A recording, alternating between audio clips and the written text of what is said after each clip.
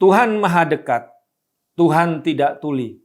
Lantas pengeras suara itu buat siapa? Fatwa itu pendapat. Fatwa bisa didebat. Fatwa tidak mengikat. Fatwa itu opini, Tidak suci, meniscayakan toleransi. Dan sebaik-baik fatwa, suara hati nurani. Inilah Fatwa Guntur Romli. Assalamualaikum warahmatullahi wabarakatuh. Salam sejahtera untuk kita semua. Shalom. Shalom Aleichem, Om Swastiastu, Namo Buddhaya, Salam Nusantara. Pemirsa Cokro TV, berjumpa lagi dengan saya Guntur Romli. Surat edaran Menteri Agama nomor 5 tahun 2022 tentang pedoman penggunaan pengeras suara di masjid dan musola menjadi perbincangan publik. Seperti biasa dalam setiap keputusan ada yang pro dan kontra. Yang kontra dari komen yang lebay, menggelikan hingga fitnah. Kontra dilakukan oleh PKS. Kalau rumus saya sih, apa yang ditolak oleh PKS itu pasti sudah benar. Begitu rumusnya. PKS menolak RUU Tindak Pidana Kekerasan Seksual, Permendikbud Pencegahan dan Penanganan Kekerasan Seksual di Lembaga Pendidikan, menolak Undang-Undang IKN, menolak revisi Undang-Undang Terorisme, Perpu Ormas, dan lain-lain. Artinya apa yang ditolak PKS itu pasti sudah benar. Tapi kalau ada politisinya yang korupsi dengan istilah-istilah Quran tidak terdengar suara penolakan PKS. Mungkin sudah waktunya rakyat Indonesia menyatakan penolakan buat partai satu ini. Apalagi ditengarai pendirian parpol ini terinspirasi dan dipengaruhi oleh gerakan Ikhwanul Muslimin di Mesir yang saat ini dikategorikan sebagai organisasi teroris baik oleh Mesir dan Arab Saudi. Ada juga yang kontra tapi ngawur. Ada akun Umar Hasibuan 77 yang ngasih komentar. Sejak Indonesia merdeka, baru kali ini toa masjid diatur penggunaannya oleh Menak. Ya salam Pak Menak. Komen itu langsung dirujak oleh netizen karena dia buta sejarah. Sebenarnya surat edaran itu sebagai tindak lanjut dari dua peraturan yang sudah ada sebelumnya. Instruksi Dirjen Binmas Islam tahun 1978 tentang tuntunan penggunaan pengeras suara di masjid, langgar, dan musola. Kemudian ada surat edaran Direktur Jenderal Bimbingan Masyarakat Islam tahun 2018. Jadi sudah ada dua aturan sebelumnya. Kemudian juga keluhan yang sama yang konsisten disampaikan oleh Bapak Yusuf Kalla sebagai Ketua Dewan Masjid Indonesia DMI soal pengeras suara. Terakhir pada Oktober 2021 tahun lalu, Pak JK menyebut ada 75% pengeras suara di masjid di Indonesia yang jelek. Tapi Pak Khalil Nafis dari MUI mencoba memperlebar masalah. Meskipun dia tidak menolak surat edaran itu, ada permintaan yang bikin tanda tanya. Kata dia, rumah ibadah lainnya pun baiknya diatur. Kita pun bertanya-tanya, rumah ibadah lain apa yang dimaksud? Apakah ada? Apakah ada rumah ibadah lain yang memasang pengeras suara yang diarahkan sampai ke 4 penjuru mata angin? Bagi saya, surat edaran itu selain pengaturan juga sebagai introspeksi bagi umat Islam sebagai umat mayoritas terkait penggunaan pengeras suara. Seperti kasus Meliana tahun 2016 yang hanya mengeluh soal volume pengeras suara, tiba-tiba dibelokkan ke soal isu SARA dan adanya kerusuhan. Mengeluh soal volume pengeras suara kok dituduh penistaan agama Islam. Bahkan tempat tinggalnya pun diserang dan dibakar. Karena itu, tepat sekali surat edaran Menteri Agama itu memiliki tujuan untuk meningkatkan ketentraman, ketertiban, dan keharmonisan antar warga masyarakat. Lagi pula, pengeras suara itu buat siapa sih? Buat memanggil Tuhan?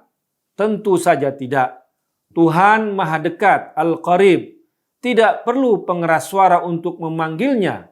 Tidak perlu suara keras, suara hati saja dia sudah mendengar. Walaqad khalaqnal insana wa na'lamu ma tuwaswisu bihi nafsuhu wa nahnu aqrabu ilaihi min hablil warid. Dan sungguh kami telah menciptakan manusia dan mengetahui apa yang dibisikkan oleh hatinya, dan kami lebih dekat kepadanya daripada urat lehernya. Quran Surat Qaf ayat 16.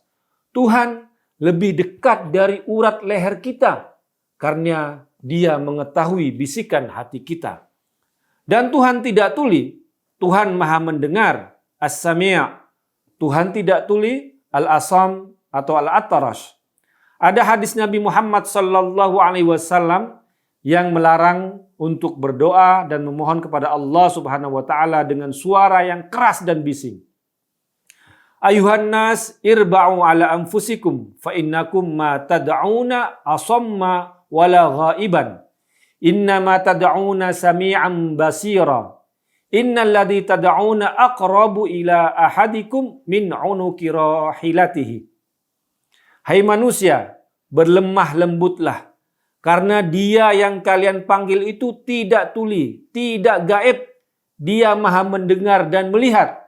Dia yang kalian panggil itu lebih dekat dari leher tunggangan kalian. Dalam ayat Al-Quran juga dianjurkan agar mencari jalan tengah, bukan keras-keras, bukan pula terlalu rendah. Wala tajhar bi sholatika wala tukhafid biha wabtaghi baina dzalika sabila. Dan janganlah engkau mengeraskan suaramu dalam salat, dan janganlah pula terlalu merendahkannya, dan usahakan jalan tengah di antara keduanya. Quran Surat Al-Isra ayat 110. Memohon kepada Allah Subhanahu wa taala juga dengan rendah hati, tadarru' dan suara lembut. Ud'u rabbakum tadarru'an wa khufyatan. Innahu la yuhibbul mu'tadin. Berdoalah kepada Tuhanmu dengan rendah hati dan suara yang lembut. Sungguh Dia, Allah Subhanahu wa taala, tidak menyukai orang-orang yang melampaui batas. Quran Surat Al-A'raf ayat 55. Dan orang-orang yang bermain-main dengan kebisingan pengeras suara bisa disebut sebagai orang-orang yang melampaui batas. Karena itu pengeras suara buat siapa? Tentu saja buat manusianya. Awalnya untuk mengetahui waktu sholat karena terkait dengan azan. Sebelum ada tradisi azan, para sahabat Nabi Muhammad SAW sering gelisah, berkumpul dan bertanya-tanya kapan waktu sholat. Kemudian ada yang usul pakai semacam tanda. Ada yang usul pakai lonceng seperti gereja. Ada yang usul pakai tiupan trompet dari tanduk kerbau seperti tradisi kaum Yahudi. Kemudian ada yang usul setelah diberi ilham dengan azan. Nabi Muhammad SAW pun memerintahkan Bilal bin Rabah, seorang mantan budak berkulit hitam, menjadi pelantun azan, muadzin, sampai Nabi Muhammad SAW wafat. Tempat azan sering disebut sebagai menara. Berasal dari kata manarah atau tempat api, seperti tradisi agama Majusi Zoroaster yang menempatkan api di tempat yang tinggi. Dari tempat tinggi itu, menara, tower, muadzin melantunkan azan agar terdengar ke segala penjuru. Kini zaman semakin canggih. Waktu sholat bisa diketahui dengan mengunggah suatu aplikasi sekaligus dengan suara azannya setiap 5 waktu. Suara azan yang merdu menjadi tradisi di masyarakat Muslim, tentu saja dengan melatih seorang muadzin dan perangkat pengeras suaranya yang baik.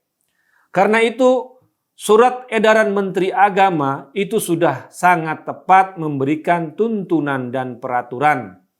Tidak melarang sama sekali seperti fitnah kelompok sakit hati, tapi mengatur apa saja yang bisa memakai pengeras suara luar, berapa lama, berapa kerasnya, dan mana yang cukup menggunakan pengeras suara dalam ruangan. Surat edaran Menteri Agama telah melaksanakan ayat Al-Quran, surat Al-Isra ayat 110, yang merupakan jalan tengah. Wabtaghi baina dzalika sabila. Usahakan jalan tengah di antara keduanya itu, antara suara yang terlalu keras dan tidak ada bunyi sama sekali. Atau dalam istilah Nabi, kalau tidak ada bunyi, seperti kuburan. Agar kita juga tidak jatuh seperti orang-orang yang melampaui batas. Karena Allah Subhanahu wa Ta'ala tidak menyukai orang-orang yang melampaui batas. La yuhibbul mu'tadin. Quran surat Al-A'raf ayat 55. Demikian, wallahu a'lamu bishawab. Wassalamualaikum warahmatullahi wabarakatuh. Fatwa itu pendapat. Fatwa bisa didebat. Fatwa tidak mengikat. Fatwa itu opini, tidak suci, meniscayakan toleransi. Dan sebaik-baik fatwa, suara hati nurani. Inilah Fatwa Guntur Romli.